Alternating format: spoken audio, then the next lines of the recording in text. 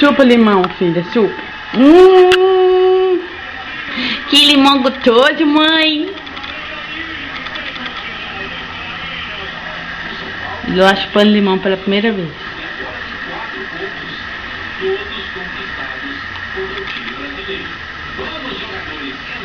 Gente, esse limão tá azedo.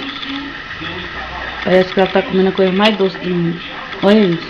Nem cara feia faz.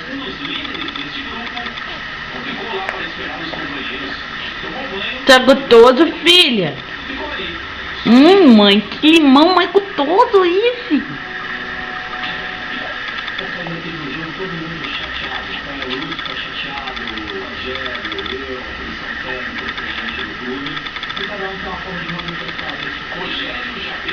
Eu acabei de comer, papá.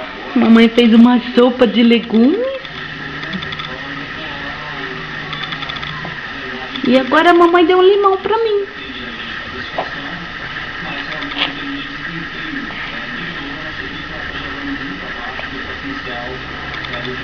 Porque, gente, Eloá gosta de fruta azeda. Ela não gosta de fruta doce. Ela gosta de laranja, limão, kiwi.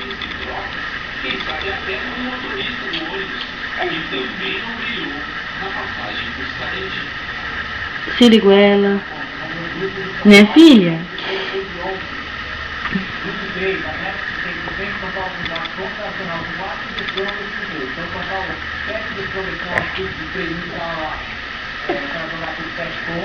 E depois pega o Atlético em casa. Então o jogo, próximo jogo é o jogo definitivo.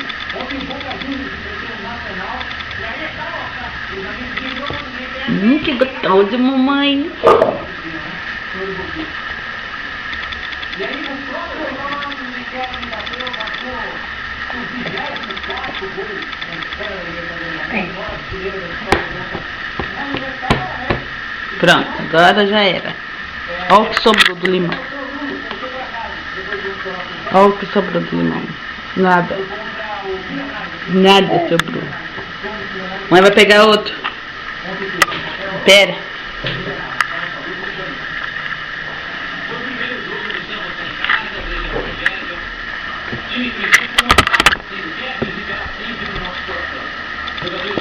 Não, filha.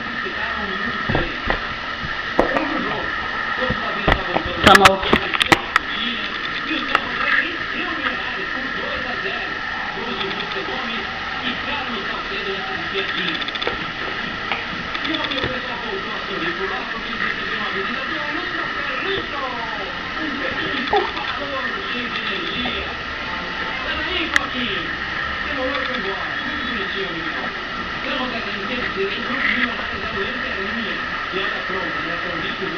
O bom, gente, que ela pega com as duas mãos, tanto com a direita quanto com a esquerda. Eu não sei o que ela vai ser, não.